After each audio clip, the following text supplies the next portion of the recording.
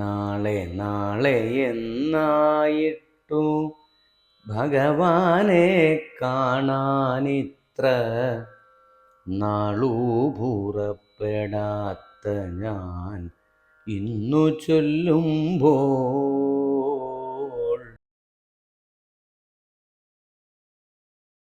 നമസ്കാരം, ശ്രീനാഥ നമ്പൂതിരിയാണ്. മനുഷ്യൻ്റെ നിത്യജീവിതത്തിലെ ധാർമ്മികവും അധാർമികവുമായ പ്രവൃത്തികളെ സസൂക്ഷ്മം ചിന്തിച്ച് വേണ്ടതുപോലെ മനുഷ്യൻ്റെ ജീവിതത്തിലേക്ക് മർത്യാവതാരസ്തു ഇഹ മർത്യശിക്ഷണം എന്ന തരത്തിൽ അവതരിച്ച ഒരേ ഒരു ധർമ്മപുരുഷനാണ് ശ്രീകൃഷ്ണ പരമാത്മാവ്.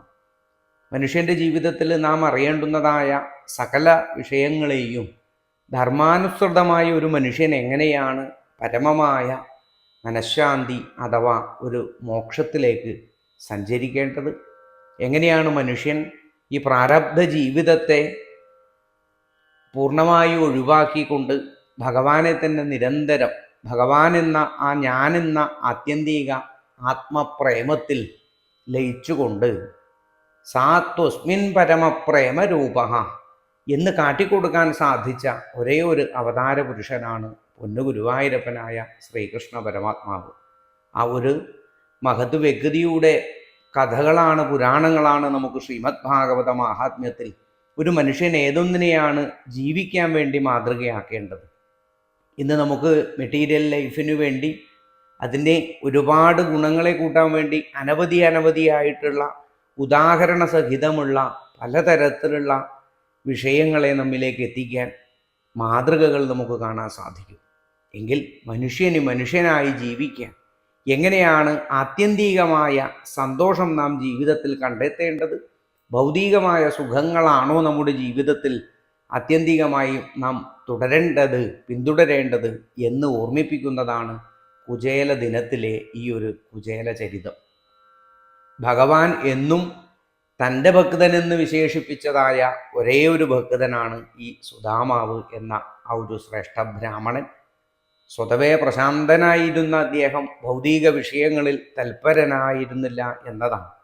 ഇന്ന് ഈ ആനുകാലിക കാലത്തിൽ നമുക്ക് ഈ സുദാമ ചരിതത്തെ എങ്ങനെയാണ് നോക്കിക്കാണാൻ വേണ്ടി സാധിക്കുക? ഈ ഒരു നെടും ദാരിദ്ര്യത്തിൻ്റെ ഒരു കഥയായിട്ടാണോ ഈ ഭഗവാനെ എത്രയോ വർഷങ്ങൾക്ക് ശേഷം ആ ഒരു സുഹൃത്തായിരുന്നിട്ട് കൊണ്ടുപോലും കിംനർത്ഥകാമാൻ ഭജതോ നത്യഭിഷ്ടാൻ ജഗദ്ഗുരുഹു, ഒന്നിനു വേണ്ടിയിട്ടുമല്ലാതെ നിഷ്കാമം നിയതസ്വധർമ്മചരണം പ്രാപ്തഃ, ഒന്നിനുമേ അല്ലാതെ തന്നെ ഭഗവാനെ നിരന്തരം ആശ്രയിക്കുക എന്നുള്ളതാണ് ആത്യന്തികമായ സംതൃപ്തിക്ക് വേണ്ടത് എന്ന് തിരിച്ചറിഞ്ഞ ആ ജീവിതം ഉടനീളം യജ്ഞം എന്ന വിധാനത്തിൽ ഒരു ആത്മസമർപ്പണമാക്കി മാറ്റാൻ സാധിച്ച ഒരു മഹാശ്രേഷ്ഠനായ ബ്രാഹ്മണനും അദ്ദേഹത്തിൻ്റെ പത്നിയും എത്രയോ നാളുകൾക്ക് ശേഷം ഭഗവാനെ കണ്ടു കഴിഞ്ഞാൽ തനിക്ക് തൻ്റെ ആ ഒരു പ്രാരബ്ധത്തെ കാട്ടിക്കൊടുക്കണമല്ലോ എന്ന ഒരേ ഒരു ശരീരബോധമാണ്. ഇത് തന്നെയാണ് നമ്മുടെ ജീവിതത്തിലും വന്നെത്തുന്നത്. ഭഗവാൻ നമ്മുടെ എത്ര പ്രാർത്ഥനകൾ കേട്ടിട്ടും എന്തേ നമ്മെ ഒന്ന് അനുഗ്രഹിക്കുന്നില്ല എന്ന് എല്ലാവരുടെ ഉള്ളിലുള്ള ഒരു സംശയമാണ്. ഇത് തന്നെയാണ്, ഈ കഥയാണ് അതിന് ഏറ്റവും വസ്തുതാപരമായ ഒരു തെളിവ്. ഭഗവാൻ നമ്മുടെ ജീവിതത്തെ കാട്ടിത്തരികയാണ്. നമ്മുടെ ഉള്ളിൽ പരമമായ പ്രേമസ്വരൂപത്തെ വളർത്തിയെടുക്കാൻ സാധിക്കുമ്പോഴാണ് നമുക്ക് ഒന്നിനോടും ഒരു മാറ്റമില്ലാതെ അടുക്കാൻ വേണ്ടി സാധിക്കുക, എല്ലാത്തിനെയും നമ്മിലേക്ക് സ്വീകരിക്കാൻ നമുക്ക് സാധിക്കുക, എല്ലാത്തിലെയും നന്മയെയും നമുക്ക് പെട്ടെന്ന് തിരിച്ചറിയാൻ സാധിക്കും. ഒപ്പം എല്ലാത്തിലേക്കും തിന്മയിൽ പോലും നമ്മുടെ നന്മകൾ അവിടെ വിതറാനുള്ള ഒരു മനഃശാന്തിയാണ്, മനസ്സിൻ്റെ തൃപ്തിയാണ് മനുഷ്യൻ്റെ ജീവിതത്തിലെ ഏറ്റവും പരമോന്നത്യം എന്നാണ് ഈ ഒരു കുചേലൻ്റെ ജീവിതം കൊണ്ട് സൂചിപ്പിക്കുക. ഭൗതിക ദാരിദ്ര്യമല്ല, ഭൗതിക ദാരിദ്ര്യം ഈ കുചേലൻ്റെ 10-1 നമ്മളൊന്നും അനുഭവിച്ചിട്ടില്ല, നമുക്കൊന്നും അനുഭവിക്കാനുള്ള ഒരു ബുദ്ധിമുട്ടുമില്ല. എങ്കിൽ മാനസികമായ ദാരിദ്ര്യം, മാനസികമായ ദുഃഖം നമ്മൾ ഒരുപാട് അനുഭവിക്കുന്ന കൂട്ടരാണ്. അതിനുള്ള മുഖ്യ കാരണം നമ്മുടെ ജീവിതത്തിൽ നാം സ്വാർത്ഥകുശലന്മാരായി മാറിക്കൊണ്ട് സ്വാർത്ഥോന്മൂലിത സൗഹൃദങ്ങളിലായി തിരഞ്ഞെടുത്തുകൊണ്ട് ആവശ്യത്തിന് മാത്രം ഉപകരിക്കുന്ന സൗഹൃദങ്ങളെയും, എന്തിന് ബന്ധങ്ങൾ പോലും ഇന്നീ കാലത്തിൽ വളരെയധികം പ്രസക്തി തീർത്തും കണ്ടില്ലാതെ കണ്ട് ആയി മാറുന്നു. ഈ ഒരു കാലഘട്ടത്തിൽ ഈ കുചേല ചരിതത്തിൽ മനസ്സുകൊണ്ട് ഭഗവത് അർപ്പണം ചെയ്യുക എന്നുള്ളതാണ് കാലാനുസൃതമായി നമ്മുടെ ജീവിതത്തിൽ കൊണ്ടുവരാൻ പറ്റുന്ന സാധ്യത. ഭഗവാൻ കാട്ടിത്തരുന്നു, നിങ്ങൾ ഓരോരുത്തരും ഇതിൽ നിന്ന് ജയിക്കൂ. ഒരു പരിധി വിട്ട് നമുക്ക് ക്ഷയിച്ചിരിക്കാൻ സാധിക്കില്ല. ഒരു പരിധി വിട്ട് നമ്മൾ തളരാൻ പാടില്ല. ഒരു പരിധി വിട്ട് നമ്മൾ ദുഃഖിക്കാൻ പാടില്ല. ഒരു പരിധി വിട്ട് നമ്മൾ നഷ്ടത്തെ ഓർത്ത് നിങ്ങൾ വിഷമിക്കരുത്. മനസ്സിൻ്റെ ദുഃഖത്തെ ഒരിക്കലും ചിന്തിക്കരുത്. എപ്പോഴും ആനന്ദത്തെ മാത്രം മനസ്സിൽ കൊണ്ട് നിലനിർത്തിക്കൊണ്ട് ജീവിക്കാൻ നമുക്ക് സാധിക്കണമെങ്കിൽ ആനന്ദസ്വരൂപിയായ ഭഗവത് വിചാരമാണ് ഏറ്റവും ആത്യന്തികമായി വേണ്ടത്. ലോകമെമ്പാടുമുള്ള എല്ലാ ശാസ്ത്രജ്ഞരും എല്ലാ തരത്തിലുള്ള വിദ്യാഭ്യാസത്തെയും ഭൗതിക വിദ്യാഭ്യാസത്തെ പൂർത്തീകരിച്ചിട്ടുള്ളവരും ഒരേ സ്വരത്തിൽ പറയണു, ഏതൊന്നാണോ എല്ലാവരിലും ഒരുപോലെ നമുക്ക് അപ്ലൈ ചെയ്യാൻ സാധിക്കുക അത് നന്മയാണ്. എല്ലാ ശാസ്ത്രങ്ങൾക്കും മുകളിലാണത്. അത് പരമമായ സത്യമാണ്. അത് പരമമായ ത്യാഗം ആണ്. മറ്റുള്ളവരോട് നമുക്ക് കൊടുക്കാൻ സാധിക്കുക, മറ്റുള്ളവരിലേക്ക് പ്രകാശിക്കാൻ സാധിക്കുക. ഇതൊക്കെയാണ് മനുഷ്യൻ്റെ ജീവിതത്തിൽ പരമമായ ആനന്ദം. എത്രയോ സമ്പത്തുള്ളവരെ നമുക്ക് പരിചയപ്പെടാൻ സാധിച്ചപ്പോൾ അവരെ സമ്പത്തിൽ ഏറ്റവും അഭിമാനിക്കുന്നത് അവർ മറ്റുള്ളവർക്ക് കൊടുക്കുമ്പോഴാണ് എന്നിങ്ങനെ അനവധി ആൾക്കാരെ നമുക്ക് കാണാൻ സാധിച്ചിട്ടുണ്ട്. ഇതിൽ നിന്നൊക്കെ മനസ്സിലാക്കാൻ സാധിക്കുക, സമ്പത്തിനു വേണ്ടി നമ്മൾ ദിവാചാർത്തേഹയാരാജൻ കുടുംബഭരണേനവ, ഓരോ ദിവസവും നമ്മൾ ഈ ഭൗതിക ശരീരത്തെ ഡെവലപ്പ് ചെയ്യാൻ വേണ്ടി, മെറ്റീരിയൽ ലൈഫിനെ ഡെവലപ്പ് ചെയ്യാൻ വേണ്ടി ഓടുന്ന ഈ ഓട്ടത്തിൽ വർഷത്തിൽ ഒരു ദിവസമെങ്കിലും ഈ ഒരു പ്രതീകാത്മകമായ ഒരു ദിനം നമ്മുടെ ജീവിതത്തിൽ ആചാര്യന്മാർ ഇന്നും നിഷ്ഠയോടുകൂടി ചെയ്യുന്നത്, ഈ കുചേല ദിനം പോലുള്ള ദിനങ്ങൾ ഓർമ്മിപ്പിക്കുന്നത് നമ്മുടെ ജീവിതത്തിൽ ഈ ഒരു സ്മരണ എന്നെന്നും കൊണ്ട് നിലർത്താനാണ്.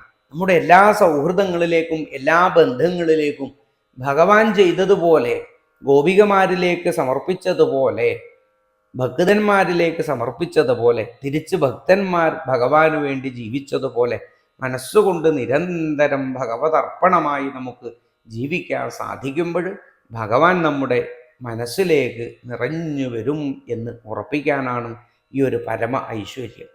ആ ഒരു സുധാമാവ് എത്രയോ വർഷങ്ങൾക്ക് ശേഷം ഭഗവാനെ കണ്ടപ്പോഴും തൻ്റെ ഉള്ളിലുള്ള സകല തരത്തിലുള്ള ആ ഒരു സങ്കോചങ്ങളും മാറിക്കഴിയുന്ന ആ ഒരു നിമിഷത്തിൽ യാചിച്ചു കിട്ടിയതായ ആ ഒരു 4 പിടി അവലിനെ ഭഗവാന് സമർപ്പിക്കാനുള്ള ഒരു മടി പോലും അദ്ദേഹത്തെ നമുക്ക് കാട്ടിത്തന്നത് നമ്മുടെ ജീവിതവുമായി ചേർത്ത് നോക്കാനാണ്.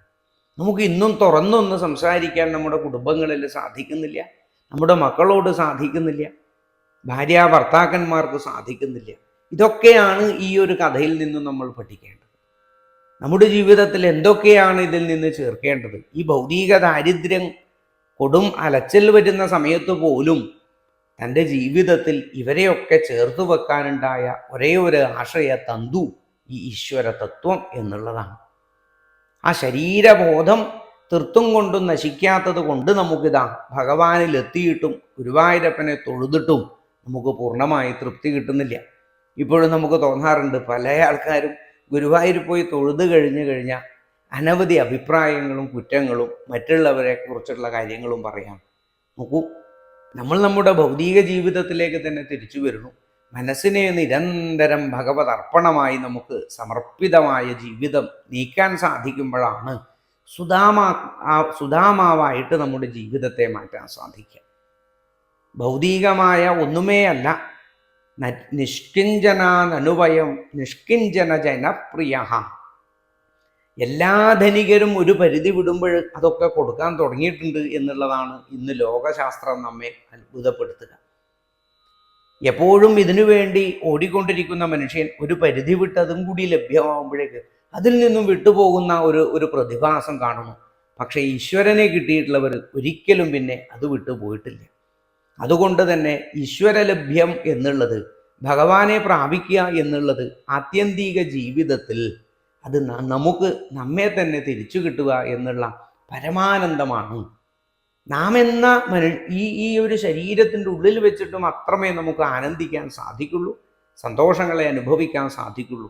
എങ്കിൽ ആ സുധാമാവ് ആ പ്രാരബ്ധ ശരീരത്തിനുള്ളിൽ വെച്ച് തന്നെ ആ ഒരു ശരീരബോധം വെടിഞ്ഞ് ഭഗവത് അർപ്പണമായി എന്നെ ഭഗവാന് എന്നെന്നും കാണാൻ സാധിക്കണു, ഞാൻ ഭഗവാന്റേതായി മാറേണ്ടതായിരുന്നു എന്ന ഒരു തിരിച്ചറിവാണ് സുധാമാവിൻ്റെ ജീവിതത്തിലേക്ക് വന്നിട്ടുള്ളത്. ഭഗവാന്റെ കൂടെ പഠിച്ചിട്ടും ഭഗവാൻ തന്നെ ഈ മാലോകരോട് വിളിച്ചു പറഞ്ഞിട്ടും എല്ലാ നന്മകൾ തന്നിലുണ്ടായിട്ടും എല്ലാ തരത്തിലുള്ള ശ്രേഷ്ഠ ഗുണങ്ങളുള്ള ബ്രാഹ്മണനായിട്ട് പോലും ഭഗവത് അനുഗ്രഹം തനിക്ക് വൈകിയിട്ടുള്ളത് ഞാൻ എന്ന ബോധം മാറി ഈശ്വരന് അർപ്പിക്കാൻ നമുക്ക് സാധിക്കുമ്പോഴാണ്. ഭഗവാന് വേണ്ടി നമുക്ക് മാറാൻ ഒരു നേരമെങ്കിലും സാധിക്കണം.